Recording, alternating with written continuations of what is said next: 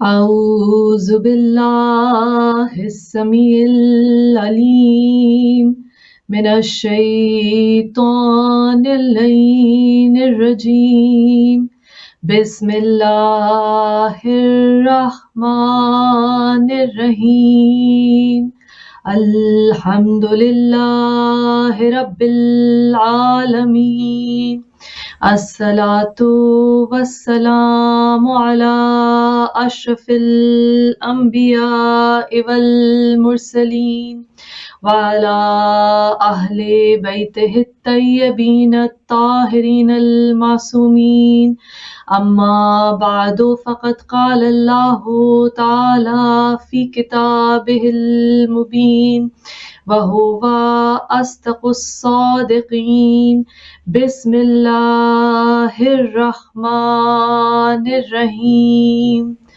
الله ولي الذين آمنوا يخرجهم من الظلمات إلى النور صدق الله العلي العظيم اللهم صل على محمد وعلى محمد وعجل فرجه۔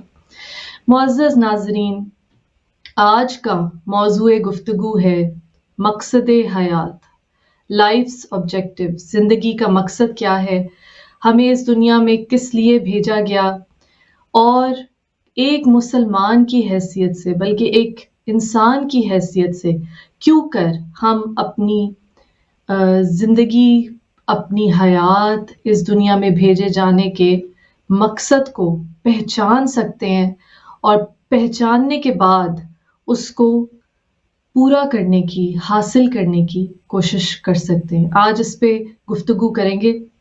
سرنامہ کلام میں سورہ مبارکہ البقرہ کی آیت نمبر 257 کی تلاوت، کچھ حصے کی تلاوت کا شرف حاصل کیا گیا، جس میں اللہ تعالیٰ نے فرمایا ہے کہ اللہ ہے ولی ان لوگوں کا جو ایمان لے آئے، اللہ ہے دوست، اللہ ہے نگہبان، اللہ ہے مددگار، اللہ ہے ساتھی، اللہ ہے رہنما ان لوگوں کا جو ایمان لے آئے اور نکال لاتا ہے انہیں اندھیروں سے، ظلمات سے نور کی طرف۔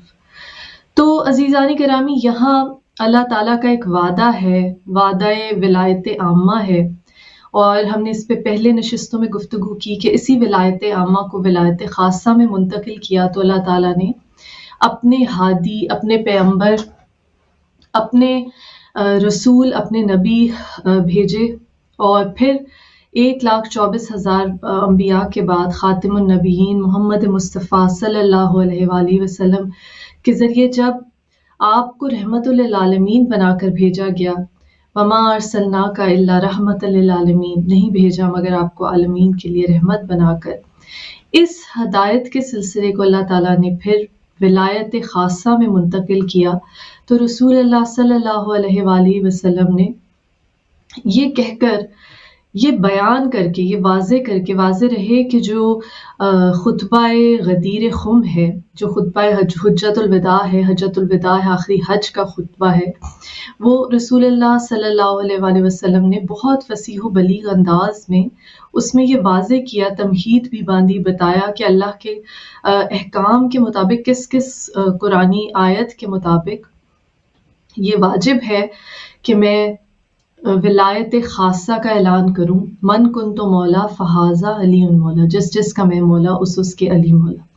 اور اس طرح سے عزیزان گرامی، ہدایت کا سلسلہ، اللہ تعالیٰ کی ولایت، اللہ تعالیٰ کی اپنے بندوں سے محبت، سب سے بڑی نعمت جو ہدایت ہے، اس کو رسالت کے ذریعے پہلے 1,24,000 انبیاء، پھر رسول اللہ صلی اللہ علیہ وآلہ وسلم نے اس پیغام کو مکمل کس طرح کیا؟ ولایت خاصہ کے ذریعے، من کنت مولا فہذا علی مولا، جس جس کا میں مولا اس کا علی مولا، ایک تمہید باندھ کر ایک فصیح و بلیغ خطبے میں آپ نے یہ بتایا، لوگوں کو واضح کر دیا کہ یہ اپوائنٹمنٹ جو ہے، یہ ولایت جو ہے، یہ میرے بعد میرے وصی اور جانشین اور خلیفہ کی جو ولایت ہے، یہ اللہ کی طرف سے ہے۔ اور آپ نے کہا من کنت مولا فہذا علی مولا، جس جس کا میں مولا اس کے علی مولا۔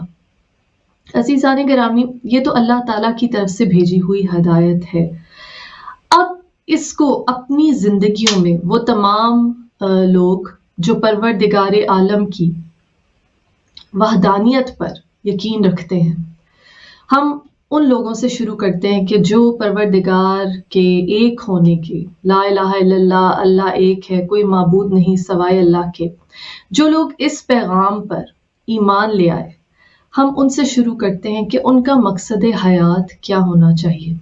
اب مقصد حیات کی بات جب آتی ہے، جب ایک دفعہ اللہ کی وحدانیت کا اقرار کر لیا زبان سے، تو اب ضروری یہ ہے کہ یہ اعلان، یہ تسلیم کر لینا اللہ تعالیٰ کی توحید کو صرف زبان سے نہ ہو، صرف زبانی نہ ہو، بلکہ زبانی کلامی نہ ہو، بلکہ عملاً ہو۔ اور عملاً یہ کیوں کر ممکن ہے؟ عملاً اس طرح ممکن ہے کہ لا الہ الا اللہ کے مطلب کو سمجھا جائے، کوئی معبود نہیں سوائے اللہ کے، کوئی معبود نہیں سوائے اللہ کے۔ اور اس کی بہت بڑی مثال ہمیں قرآن حکیم میں، کیونکہ قرآن حکیم وہ قرآن جو خاموش قرآن ہے، اور اس کے ساتھ اللہ تعالیٰ نے قرآن ناطق کو بھیجا، قرآن صامت خاموش قرآن اور قرآن ناطق بولتا قرآن۔ اسی لیے یہ لازم و ملزوم ہے۔ رسول اللہ صلی اللہ علیہ وآلہ وسلم نے فرمایا کہ دو چیزیں تمہیں چھوڑے جا رہا ہوں، ایک قرآن، ایک کتاب، اور ایک اپنی اطرت، اور یہ ایک دوسرے سے الگ نہیں ہے۔ یعنی اہل بیت علیہ السلام اور قرآن ایک دوسرے سے الگ نہیں ہے، کیونکہ استاد کے بغیر اس عمیق، اس حسین، اس گہری کتاب کو سمجھنا ایک عام انسان کے لیے ناممکن ہے۔ تو اس لیے ہمیں اہل بیت علیہ السلام سے گائیڈنس ملتی ہے کہ ہم نے اس کتاب کو، اللہ تعالیٰ کے بھیجے ہوئے صحیفے کو، اس روشن کتاب کو کس طرح سے سمجھنا ہے۔ امام باقر علیہ السلام، پانچویں امام، اللہم صلی علی محمد وآل محمد، فرماتے ہیں کہ مشرق و مغرب سے جو بھی علم ملے گا، وہ جب تک ہم اہل بیت علیہ السلام سے نہیں ہوگا تب تک وہ علم صحیح نہیں ہوگا۔ تو عزیزان گرامی، ہم نے گائیڈنس لینی ہے اہل بیت علیہ السلام سے۔ نبی اکرم صلی اللہ علیہ وآلہ وسلم نے یہ واضح کر دیا، من کنت مولا فہذا علی مولا، جس کا میں مولا اس کے علی مولا، اور کہا کہ میرے بعد 12 امام ہادی میری ہی نسل سے، میری ہی امت کی طرف بھیجے جائیں گے، اور یہ اللہ کے چنے ہوئے ہوں گے۔ اب جب لا الہ الا اللہ کہہ دیا تو سب سے پہلی چیز ہے کہ اللہ کے سوا کوئی معبود نہیں۔ قرآن نے اس کی مثال بیان کی کہ کس طرح ابلیس کا واقعہ ہمارے سامنے ہے، کہ جب ابلیس نے اللہ تعالیٰ کی عبادت کے بعد جو 20,000 یا 40,000 سال کئی روایات میں ہے اللہ تعالیٰ کی عبادت کے ذریعے وہ جن سے فرشتوں کے لیول پہ ترقی کر گیا تھا، پروموشن حاصل کر گیا تھا، پہنچ گیا تھا، جیسے ہی اللہ تعالیٰ نے حکم دیا کہ جب میں آدم میں اپنی روح پھونکوں، قرآن کے الفاظ ہیں نفخت فیہ من روحی فقعوا لہ ساجدین، جیسے ہی اپنی روح پھونک دوں فوراً سجدے میں گر جانا۔ اور پھر قرآن نے بیان کیا کس طرح سب سجدے میں گر گئے، تمام فرشتے الا ابلیس، سوائے ابلیس کے، اور اس نے کہا کہ اے پروردگار، میں تجھے سجدہ کر لوں گا لیکن میں غیر اللہ کی عبادت نہیں کروں گا۔ تو اس وقت پروردگار عالم ندائے الہی آتی ہے، طاعتی ما اریدو لا ما تریدو، اطاعت ایسے کرو جیسے میں چاہتا ہوں، نہ کہ جیسے تم چاہتے ہو۔ اب موضوع گفتگو وہی ہے، مقصد حیات۔ ہم نے یہ سمجھنا ہے، لا الہ الا اللہ تو ابلیس نے بھی زبان سے کہہ دیا تھا، عبادت میں بھی مشغول رہا، اور رسول اللہ صلی اللہ علیہ وآلہ وسلم نے فرمایا کہ میرا نور اور علی کا نور تب خلق کیے گئے کہ جب فرشتے بھی تخلیق نہیں کیے گئے تھے۔ انا و علی من نور واحد، رسول اللہ صلی اللہ علیہ وآلہ وسلم نے فرمایا میں اور علی ایک نور واحد سے خلق کیے گئے، اور کہا کنت نبیا و آدم بین الماء والطین، میں اس وقت بھی نبی تھا جب آدم مٹی اور پانی کے بیچ میں تھے۔ اور اس وقت عزیزان گرامی، اس کے بعد جب فرشتوں کی تخلیق ہوئی تو رسول اللہ صلی اللہ علیہ وآلہ وسلم نے فرمایا کہ میرے اور علی کے نور نے، ہم نے فرشتوں کو تسبیح و تحلیل سکھائی۔ اب ابلیس جو کہ اللہ تعالیٰ کی عبادت میں مصروف تھا، فرشتہ نہیں تھا، جن تھا، اللہ تعالیٰ کی عبادت کے ذریعے فرشتوں کے درجے تک پہنچ گیا تھا، اس نے یہ گستاخی کی، اس نے کہا کہ اللہ میں تجھے سجدہ کروں گا، غیر اللہ کو سجدہ نہیں کروں گا۔ اس گستاخی پر وہ راندہ درگاہ ہو گیا، وہ ملعون ہو گیا تا قیامت۔ اسے یہ کہا گیا کہ دیکھو اطاعت اس طرح کرو جیسے اللہ چاہتا ہے، نہ کہ جیسے تم چاہتے ہو۔ تو اب مقصد حیات جب ہم سمجھنے کی کوشش کرتے ہیں مسلمان کی حیثیت سے، ایک ایسے شخص کی حیثیت سے جو اس یقین پہ، اس عقیدے پہ قائم ہو چکا ہے کہ اللہ کے سوا کوئی معبود نہیں ہے۔ جب ہم مقصد حیات کو سمجھنے کی کوشش کرتے ہیں ایک ایسے شخص کے طور پہ کہ جو توحید پر ایمان لا چکا ہے، تو پھر یہ ضروری ہے کہ صرف زبان سے اقرار کر دینا، لا الہ الا اللہ کہہ دینا کافی نہیں ہے۔ لا الہ الا اللہ کو پہلے سمجھنا ہے، کوئی معبود نہیں سوائے اللہ کے۔ اب مقصد حیات کی بات ہو رہی ہے، اور جب ہم مقصد حیات کی بات کرتے ہیں تو ہم عام طور پہ جو کانسیپٹس ڈیولپ ہو گئے ہیں نسل در نسل، جو جنریشنز سے منتقل ہوتے ہیں خاندانوں میں، اب اس وقت ہم ان خاندانوں کی بات کرتے ہیں جو پیدائشی طور پہ مسلمان ہیں، جو اسلام کی نعمت کے ساتھ پیدا ہوئے، جیسے اللہ تعالیٰ نے قرآن میں کہا ان الدین عند اللہ الاسلام، کہ بے شک اللہ کے نزدیک دین اسلام ہی ہے۔ تو ہم ایسے گھرانوں کو لے لیں جو ایک مسلم خاندان سے تعلق رکھتے ہیں، مسلم خانوادے سے تعلق رکھتے ہیں، نسل در نسل ان میں توحید اور رسول اللہ صلی اللہ علیہ وآلہ وسلم کی رسالت کے اوپر ایمان موجود ہے۔ اب دیکھیے، اس سب سے پہلے تو سمجھنا یہ ضروری ہے کہ یہ دین مکمل نہیں ہو سکتا جب تک ولایت پر ایمان نہ ہو۔ اب یہ سمجھنا کیوں ضروری ہے؟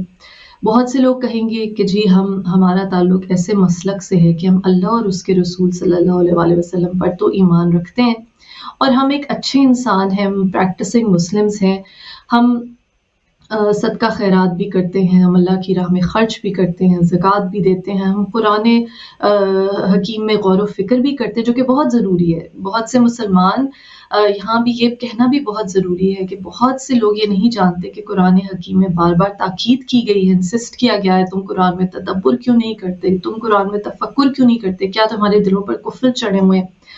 تو بہت ضروری ہے کہ قرآن میں تدبر اور تفکر یہ ہر مسلمان پہ فرض ہے، صرف وہ نہیں جو ذاکر ہیں، صرف وہ نہیں جو عالم ہیں، صرف وہ نہیں کہ جو اوریٹرز ہیں، صرف وہ نہیں کہ جو تقریریں کرتے ہیں، صرف وہ نہیں کہ جن کا تعلق اس ذکر سے ہے، صرف وہ لوگ نہیں بلکہ ہر شخص کو، ہر مسلمان کو جس سے اللہ تعالیٰ نے یہ نعمت عطا کی قرآن حکیم کی صورت میں، اس پہ فرض ہے کہ وہ قرآن میں تدبر کرے، تفکر کرے۔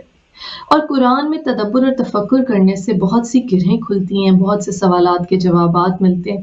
اب فرض کیجئے ایک ایسے گھرانے سے ایک شخص کا تعلق ہے کہ جو رسول اللہ صلی اللہ علیہ وآلہ وسلم کی رسالت پر ایمان رکھتا ہے، اللہ تعالیٰ کی توحید پر ایمان رکھتا ہے، لیکن ولایت پر ایمان نہیں رکھتا، ولایت مولا کائنات مولا علی علیہ السلام پر ایمان نہیں رکھتا۔ اس کو شروع سے یہی بتایا گیا ہے کہ اللہ ایک ہے اور محمد مصطفیٰ صلی اللہ علیہ وآلہ وسلم اللہ کے رسول ہے، لا الہ الا اللہ محمد رسول اللہ، یہ کلمہ اس تک پہنچا۔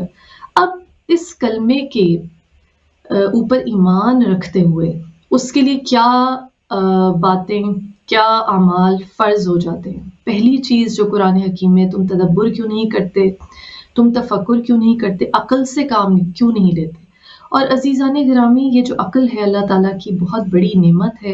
امام محمد باقر علیہ السلام، پانچویں امام باقر العلوم علیہ السلام فرماتے ہیں کہ جب اللہ تعالیٰ نے عقل کو خلق کیا تو کہا یہ میری بہترین تخلیق ہے، پھر عقل سے کہا سامنے جاؤ، پیچھے آؤ، اور پھر کہا عقل سلیم وہ عقل جو اللہ تعالیٰ کی بندگی میں ہو، اس کی اطاعت میں ہو۔ وہی ابلیس والی بات آ گئی، جھگڑا اس نے بھی کیا تھا، بحث اس نے بھی کی تھی، لاجک اس نے بھی لڑایا، عقل اس کے پاس بھی تھی، اور اس نے کہا کہ میں تو اے اللہ تیری عبادت کر لوں گا، غیر اللہ کو عبادت نہیں کروں گا۔ اب اس کی عقل اس کو بحث پر مجبور کر گئی، اس کی عقل اس کو نافرمان بنا گئی، سرکش بنا گئی۔ تو یہاں یہ تفریق کرنا بہت ضروری ہے کہ عقل وہ عقل نعمت ہے جو اللہ تعالیٰ کی اطاعت، اللہ تعالیٰ کی اندھی تقلید، بلائنڈ فالوئنگ کرے، یعنی کہ اللہ تعالیٰ جس حکم پہ انسان کو قائم کرے، جس چیز کا حکم دے اسے اپنا لے، جس چیز سے منع کرے اس سے رک جائے۔ یعنی حلال کی ترغیب، حلال پہ عمل کرنا، اور حلال کو اپنے لیے حرام نہ کرنا، یہ بھی بہت ضروری ہے، اور حرام سے بچنا۔ اب یہ ایک اچھے مسلمان کی نشانیوں میں سے ہے۔ پھر قرآن حکیم میں کہا کہ غور و فکر کرو، تدبر کرو، پھر کہا علم حاصل کرو، ہر مسلمان مرد اور عورت پر فرض ہے کہ تم علم حاصل کرو۔ تو ہر مسلمان جو ابھی اللہ کے رسول پر صلی اللہ علیہ وآلہ وسلم اور اللہ کی توحید پر ایمان رکھتا ہے، اس پہ یہ تمام فریضے عائد ہوتے ہیں۔ اب رسول اللہ صلی اللہ علیہ وآلہ وسلم کے خطبہ غدیر خم، جس کو خطبہ ولایت بھی کہا جا سکتا ہے، خطبہ حجۃ الوداع میں واضح الفاظ میں کہہ دیا کہ اللہ تعالیٰ نے مجھے کہا ہے کہ اے نبی، اگر آپ نے رسالت کا یہ کام نہ کیا، اگر آپ نے یہ پیغام لوگوں تک نہ پہنچایا، تو گویا آپ نے رسالت کا کوئی کام ہی نہیں کیا۔ کتنی سخت بات ہے، کتنی بھاری بات ہے، کتنا جلالی حکم ہے پروردگار عالم کا۔ رسول اللہ صلی اللہ علیہ وآلہ وسلم نے خطبہ غدیر خم میں واضح کیا، ایکسپلین کیا کہ کیوں مجھ پر یہ واجب ہے، کیوں یہ فرض ہے، کیوں مجھے کہا گیا کہ بلغ رسول، پیغام پہنچا دیجیے، اور اس قدر تنبیہ کی گئی کہ اگر یہ پیغام نہ پہنچایا تو گویا رسالت کا کوئی کام نہ کیا۔ رسول اللہ صلی اللہ علیہ وآلہ وسلم نے واضح کیا کہ وہ لوگ جو شر پسند ہیں، وہ لوگ جو منافق ہیں، جن کے بارے میں قرآن میں سورہ منافقون بھی آئی ہے کہ ان کے دل میں کچھ ہے، زبان پہ کچھ اور ہے، یہ کہتے کچھ ہے، اور ان کا در پردہ عمل جو ہے، ان کی نیت جو ہے نبی وہ آپ کے خلاف ہے۔ اب سورہ منافقون میں بتا دیا کہ اسلام کی صفوں میں منافقین پہنچ چکے ہیں، منافقین موجود ہیں جو لا الہ الا اللہ بھی کہتے ہیں، محمد رسول اللہ بھی کہتے ہیں۔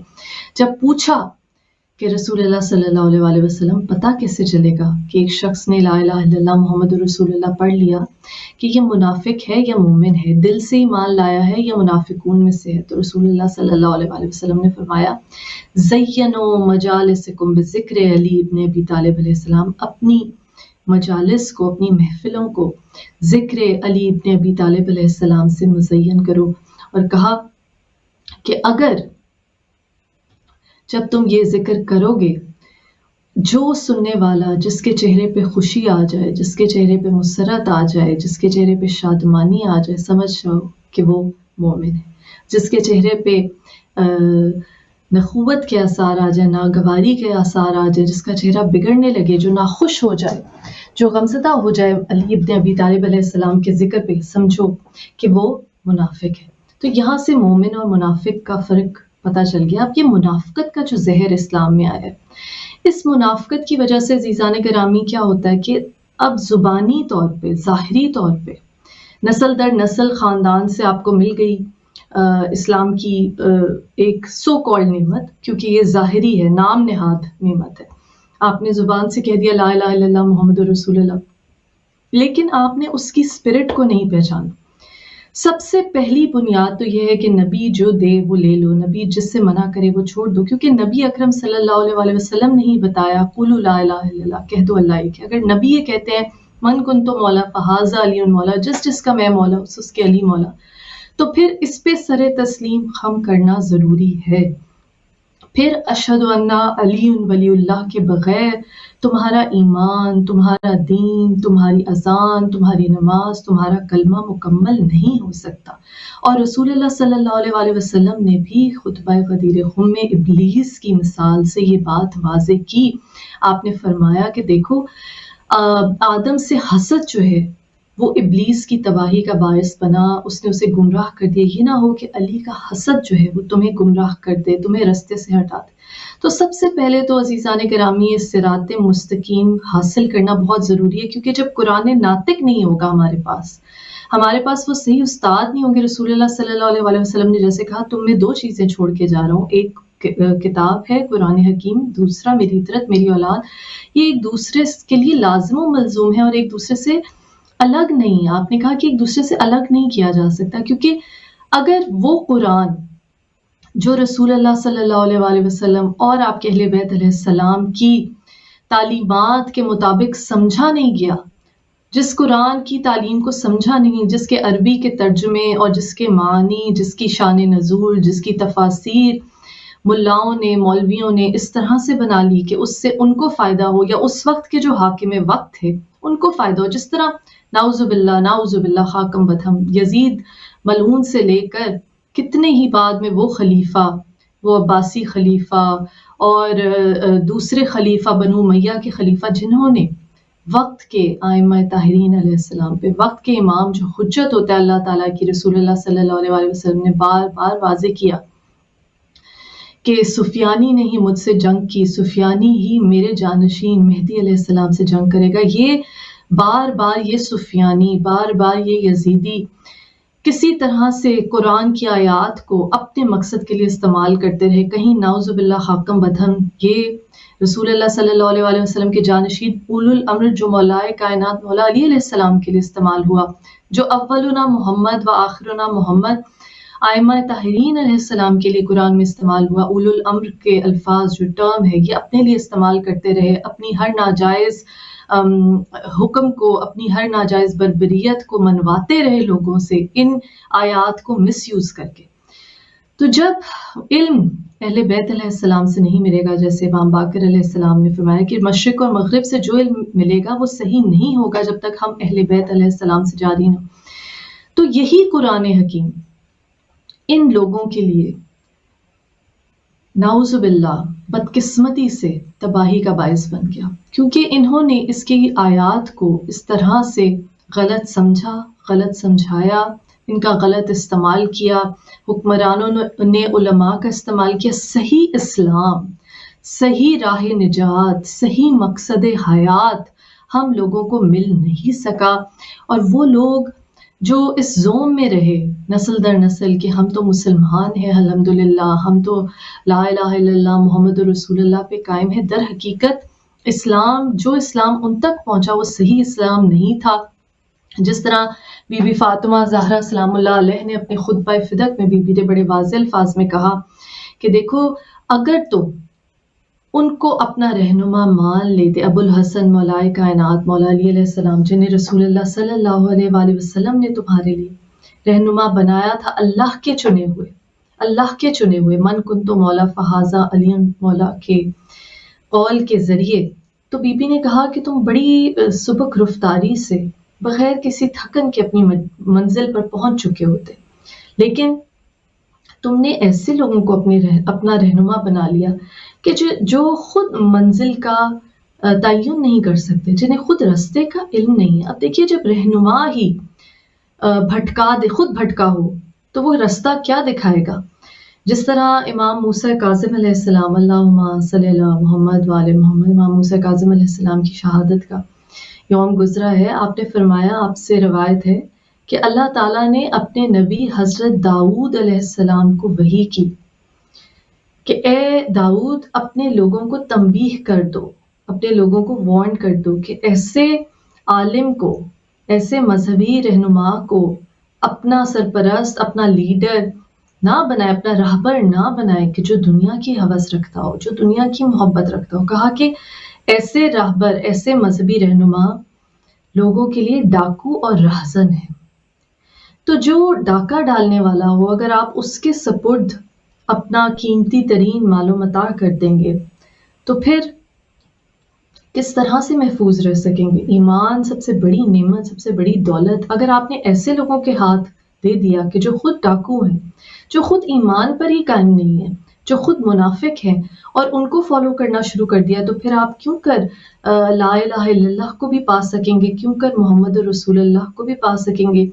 کیونکہ جس نے بھی رسول اللہ صلی اللہ علیہ وآلہ وسلم کی بتائے ہوئے اعلان ولایت پر لبیک دل سے نہیں کہا، وہ رسول اللہ صلی اللہ علیہ وآلہ وسلم کا نعوذ باللہ حاکم بدہن گستاخ ہے، وہ آپ کی حکم عدولی کرنے والا ہے، کیونکہ اللہ تعالیٰ نے یہ بڑے واضح الفاظ میں کہہ دیا کہ اپنی آوازوں کو نبی کی آواز پہ بلند نہ کرو۔ دیکھو نبی کی کسی بات پہ کبھی شک نہ کرنا، ورنہ اللہ تعالیٰ کے بدترین عذاب، اللہ تعالیٰ کے جلال اور عذاب کی وعید سنا دے گی۔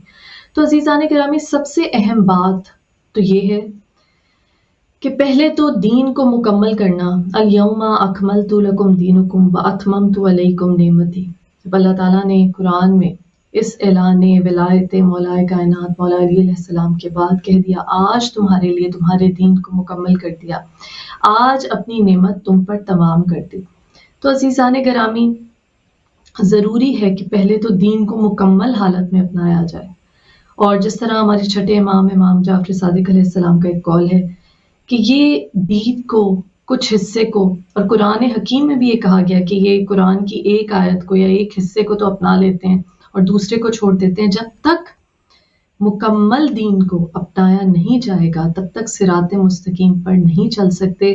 صراط مستقیم کی ڈیفینیشن ہی یہی ہے، اے اللہ ہمیں سیدھا رستہ دکھائے، اہدنا الصراط المستقیم صراط الذین انعمت علیہم غیر المغضوب علیہم ولا الضالین، ان لوگوں کا راستہ کہ جن پر تو نے اپنی نعمت نازل کی، نہ کہ ان لوگوں کا راستہ کہ جن پر تیرا عذاب، تیرا غضب نازل ہوا، جو تیرے غضب اور غیظ کے مرتکب ہوئے۔ تو عزیزان گرامی، یہ سمجھنا بہت ہی ضروری ہے کہ سیدھا رستہ کیا ہے۔ اگر رہنما رہبر ہی بھٹکے ہوئے ہوں تو ان کی لیڈرشپ میں، ان کی ڈائریکشن میں، ان کی گائیڈنس میں سیدھے راستے تک کیسے پہنچ سکتے ہیں، یہ بہت ضروری ہے۔ اب مقصد حیات کی بات آتی ہے۔ اب ہم چلیں ایسے لوگوں کی طرف کہ جنہیں اہل بیت علیہ السلام کی محبت مل گئی، کی مودت کی دولت اپنے نسل در نسل، اپنے خاندان سے، اپنی وراثت سے، پیدائشی طور پہ جو اس نعمت سے مالا مال ہے۔ اب ان کی بات کر لیتے ہیں کہ جن کے پاس توحید کی نعمت ہے، جن کو رسالت کے ایمان کے ساتھ ساتھ ولایت پر ایمان وراثت میں ملا ہے، وہ خوش قسمت لوگ۔ اب ان کی مقصد حیات کی ہم بات کرتے ہیں کہ ان کا مقصد حیات کیا ہونا چاہیے۔ اب مقصد حیات دیکھیے، آپ دنیا میں آئے ہیں، زندگی ایک اللہ تعالیٰ کی بہت بڑی، بہت بے پناہ بھرپور نعمت ہے، لیکن جب نعمت ہے تو نعمت کے ساتھ ذمہ داری بھی ہے۔ نعمت کا کفران نہیں کرنا، نہ شکری نہیں کرنی۔ اب اس زندگی کو کس طرح سے گزارے، کیا مقصد ہے اس دنیا میں آنے کا؟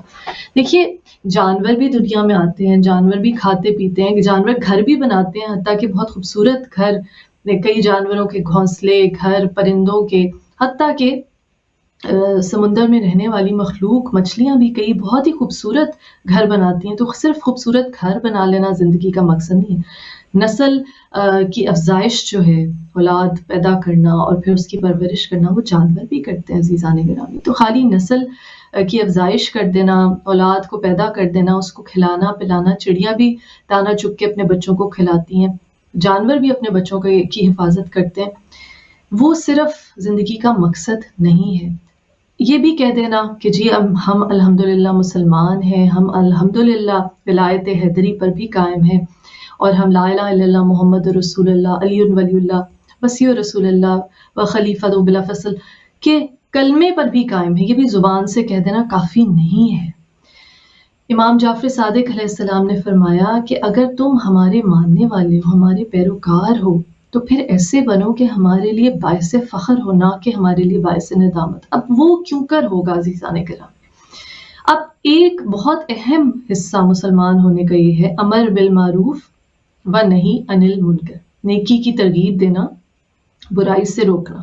اور قرآن حکیم میں کہا کہ دیکھو، نیکی اور اچھائی کے کاموں میں ایک دوسرے کی مدد کرو، اور دیکھو برائی کے کاموں، گناہ کے کاموں میں ایک دوسرے کی مدد ہرگز نہ کرنا۔ اس کا مطلب ہے ایک ذمہ داری ہر انسان پر۔ مقصد حیات کی ہمیں ڈیفینیشن مل گئی، یہ بھی عائد ہو گئی۔ یہ نہیں ہے کہ صرف اگر آپ خود نیک کام کر رہے ہیں، پہلے تو اس منزل پہ جانا بہت مشکل ہے کہ اپنے نفس کا تزکیہ، جو ہدایت کی پہلی منزل ہے کہ رسول اللہ صلی اللہ علیہ وسلم اور آپ سے پہلے جتنے انبیاء آئے، ان کو بھیجا کس لیے؟ قرآن نے کہا یتلو علیہم آیاتہ ویعلمہم الکتاب والحکمہ ویزکیہم، اس لیے بھیجا کہ اللہ کی آیتیں پڑھ کے سنائیں، کتاب اور حکمت کی تعلیم دیں اور تزکیہ کریں، تمہارا نفس کا تزکیہ۔ تو پہلے تو اس منزل پر ہی فائز ہونا بڑا مشکل ہے، اپنے نفس کا تزکیہ کرنا۔ اور یاد رکھیے کہ ایک کانسٹنٹ بیٹل ہے، یہ ایک مسلسل جنگ ہے۔ رسول اللہ صلی اللہ علیہ وسلم نے فرمایا کہ اپنے نفس سے جہاد کرنا جہاد اکبر ہے، بہترین جہاد ہے، اور یہ آخری لمحے تک رہتا ہے۔ امام جعفر صادق علیہ السلام نے فرمایا اللہم صلی علی محمد وآل محمد، کفر کی 3 بنیادیں ہیں، تکبر، حسد اور لالچ۔ تو عزیزان گرامی، جب یہ 3 کفر کی بنیادیں انسان کے اندر موجود ہوں تو وہ مومن کیسے کہلا سکتا ہے؟ کیسے وہ اللہ تعالیٰ کی ولایت کو پا سکتا ہے کہ اللہ ولی الذین آمنوا یخرجہم من الظلمات الی النور؟ تو آسان نہیں ہے، آدمی کو بھی میسر نہیں، انسان ہونا آسان نہیں ہے دل سے تکبر، حسد، لالچ کو ختم کر دینا۔ اور اس میں ایک بہت امپورٹنٹ چیز ہے کہ آپ دوسروں کی غلطیوں سے بھی دیکھیں، اگر آپ کو سیکھیں، کوئی غلطی دوسرے میں نظر آتی ہے، رسول اللہ صلی اللہ علیہ وسلم نے فرمایا، علماء طاہرین نے فرمایا کہ کوئی کسی میں برائی نظر آئے، مولا کائنات مولا علی علیہ السلام کا قول ہے، کسی میں کوئی برائی نظر آئے تو پہلے اپنے اندر ڈھونڈو، خود میں ٹٹولو، کہیں برائی تو نہیں ہے۔ اور پھر کہا کہ اگر کسی دوسرے مسلمان کی، مومن کی کسی غلطی پہ، اس کے کسی گناہ پہ کوئی خوش ہوتا ہے، اس کو شرمندہ کرتا ہے، تو اللہ تعالیٰ اسے بھی اسی گناہ میں مبتلا کر دیتا ہے۔ تکبر تو اس قدر منع ہے کہ رائی کے دانے کے برابر بھی رسول اللہ صلی اللہ علیہ وسلم نے فرمایا اگر تمہارے دل میں تکبر ہوگا تو تم جنت میں داخل نہیں ہو سکو گے۔ مولائے کائنات مولا علی علیہ السلام نے فرمایا کہ جو عبادت تمہیں غرور میں مبتلا کرتے، خود پسندی، تکبر میں مبتلا کرتے، اس سے بہتر وہ گناہ ہے کہ جو تمہیں شرمندہ کرتے۔ اس سے پتہ چلتا ہے کہ تکبر، یہ holier than thou، خود کو عظیم سمجھنا، خود کو نیکیوں کی وجہ سے دوسروں سے افضل سمجھنا کتنا ناپسند ہے اللہ تعالیٰ کو، کہ رائی کے دانے کے برابر بھی اگر تکبر ہوگا تو جنت میں داخل نہیں ہو سکتا۔ تو یہ غور و فکر کرنا، اب یہ مسلسل ایک جہاد چل رہا ہے کہ نفس کے خلاف جہاد کرنا ہے۔ پہلے اس کی اویئرنیس کی آپ کے مقصد حیات میں شامل ہے، پھر امر بالمعروف و نہی عن المنکر کی طرف آتے ہیں، نیکی کا حکم دو، برائی سے منع کرو۔ اب نیکی کا حکم دینے کے لیے شرط کیا ہے؟ ایک مرتبہ ایک عورت ایک بچے کو رسول اللہ صلی اللہ علیہ وسلم کے پاس لے کے آئی اور کہا کہ یہ بہت زیادہ کھجوریں کھاتا ہے، بہت شوق سے کھجوریں کھاتا ہے، تو آپ اس کو منع فرمائی۔ تو رسول اللہ صلی اللہ علیہ وسلم نے کہا کہ فلاں دن آنا۔ پھر وہ عورت دوبارہ لے کر آئی تو پھر آپ نے اس بچے کو بہت پیار سے سمجھایا کہ کم کھجوریں کھائے۔ اس عورت نے پوچھا کہ آپ نے پہلے کیوں نہیں کہا؟ تو کہا کہ میں خود بہت شوق سے کھجوریں کھاتا ہوں، تو میں نے اپنی کھجور کی خوراک کی مقدار کم کی، اپنی پسند کم کی اس بچے کو نصیحت کرنے سے پہلے۔ یہ ہم لوگوں کو ظاہر سمجھانے کے لیے اللہ تعالیٰ نے انسانی شبیہ میں اپنے نور کو اسی لیے بھیجا تاکہ ہم لوگوں کو سبق اس طرح سے مل سکے جیسے ہمیں سمجھ آ سکے۔ عزیزان گرامی، تو اگر اللہ تعالیٰ کے نور انسانی شبیہ میں ہیں، رشتوں ناتوں میں بندھے بھی ہوئے ہیں، اس دنیا کی فزیکل فارم میں ہے، حلال رزق بھی کما کے ہمیں دکھا رہے ہیں، اپنی اولاد سے محبت کر کے بھی ہمیں دکھا رہے ہیں، اللہ کی راہ میں اپنا سب کچھ قربان کر کے بھی ہمیں دکھا رہے ہیں، تو اس کا مقصد کیا ہے؟ اللہ تعالیٰ کی انسان سے محبت ہے، ہم خاکساروں بندہ خاکی سے اللہ تعالیٰ کی محبت ہے کہ ان ہدایت کے لیے اللہ تعالیٰ نے ایسی ہستیوں کو بھیجا۔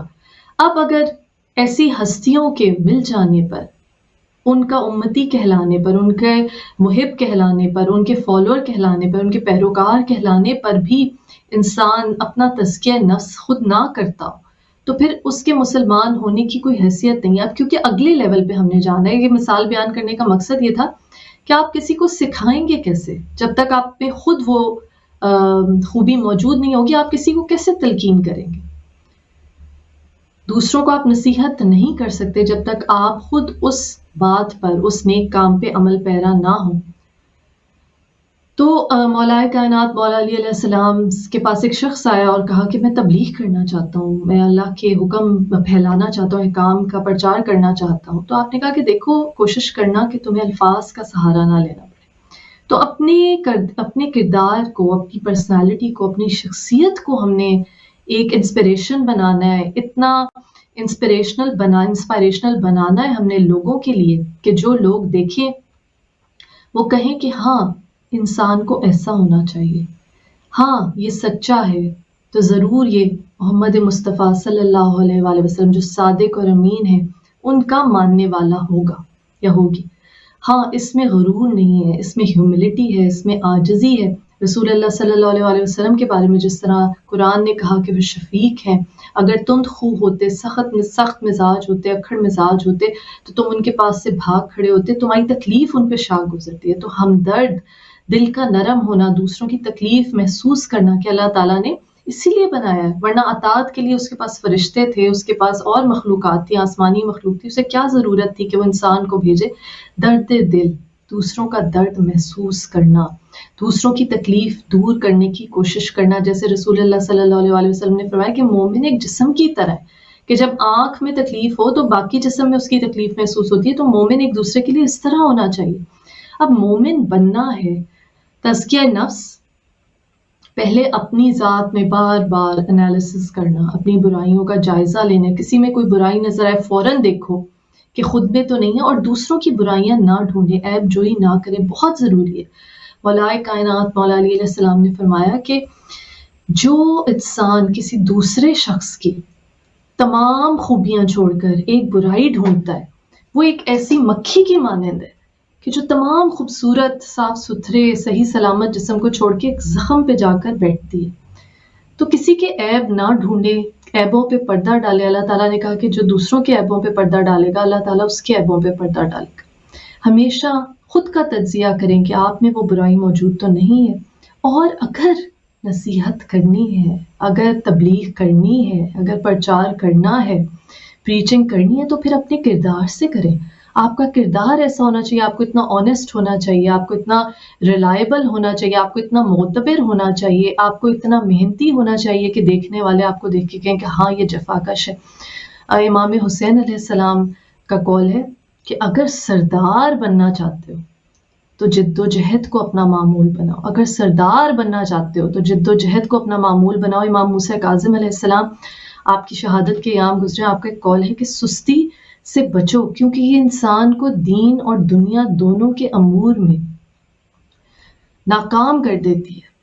سستی سے بچو کہ انسان کو دین اور دنیا دونوں کے امور میں ناکام کر دیتی ہے. اور ہمارے مذہب میں تو کوشش کی اتنی تلقین کی گئی ہے. قرآن میں کہا لیس للانسان الا ما سعی، انسان کے لیے کچھ نہیں مگر وہ جس کی وہ کوشش کرے. بیماری میں بھی معزز ناظرین مولائے کائنات مولا علی علیہ السلام نے فرمایا جس قدر ہو سکے چلتے پھرتے رہو، جس قدر ہو سکے حرکت کرتے رہو.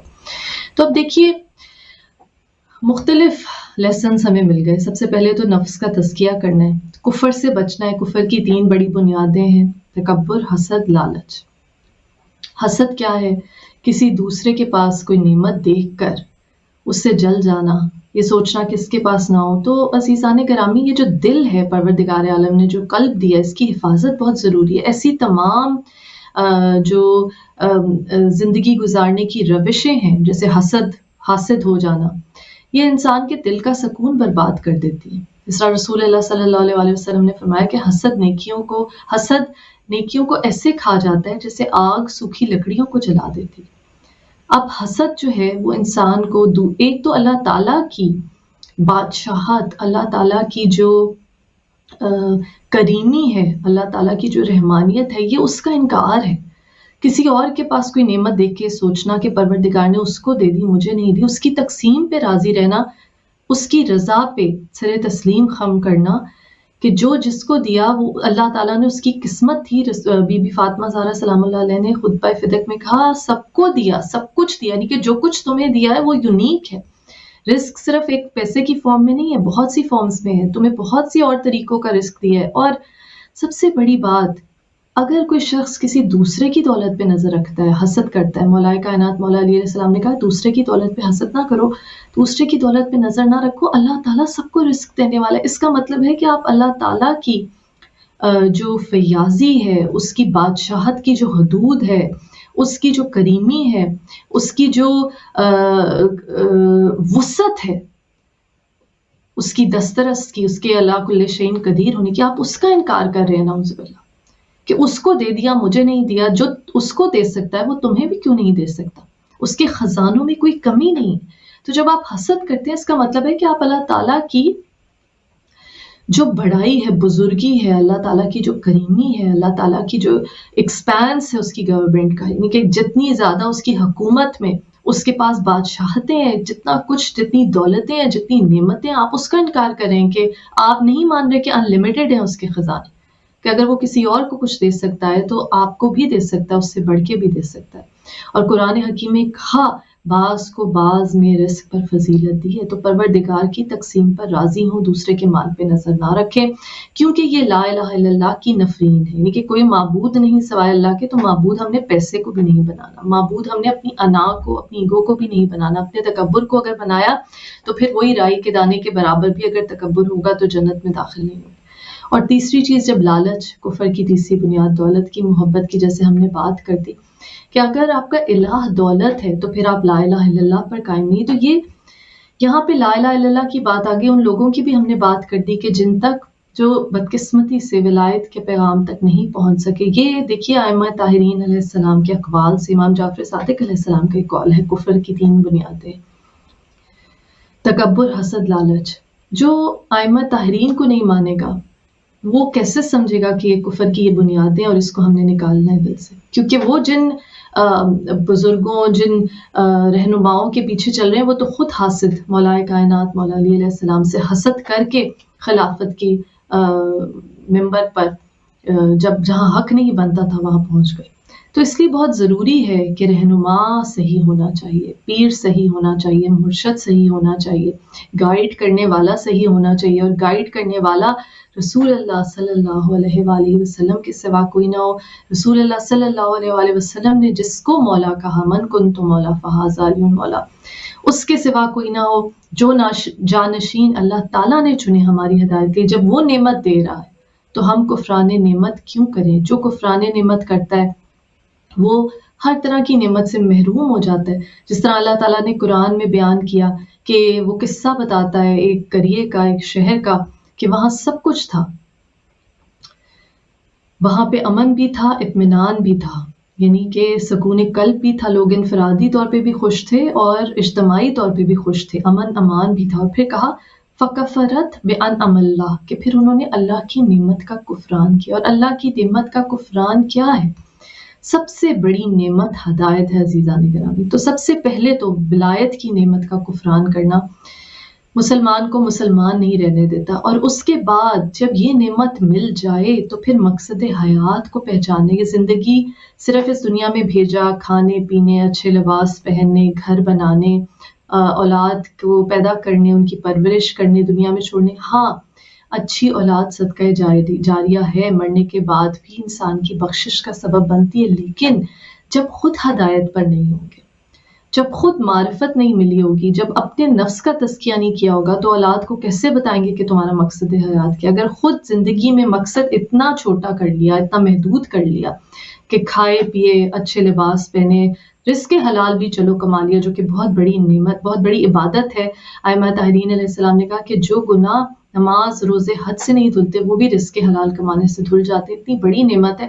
یہ دین اتنا آسان ہے عزیزان گرامی کہ اس میں ہر فطری عمل کو، ہر نیچرل ایکٹ جو انسان کرتا ہے اس کو بھی عبادت بنا دیا. بی بی فاطمہ زہرا سلام اللہ علیہ نے فرمایا کہ ایک عورت جب اپنے بچے کی افزائش، اس کی خدمت، نشو و نما میں گھر میں مصروف ہوتی ہے تو وہ اللہ کے قریب ترین ہوتی ہے. بیمار کی عیادت کو بھی ثواب بنا دیا. اتنا آسان دین ہے. نیکیاں کمائے. اور سب سے اہم بات، قیامت پر ایمان ہمارے ایمان کا حصہ ہے، اس کے بغیر ہمارا دین مکمل نہیں. تو مقصد حیات یاد رکھیے کہ اس زندگی تک محدود نہیں ہونا چاہیے کہ زندگی میں کتنی دولت اکٹھی کی، کتنے گھر بنا لیے، کتنی جائیداد اکٹھی کر لی، کتنی گاڑیاں خرید لیں، اولاد کی کیسی تربیت کر دی، بلکہ آئندہ کا سوچیں.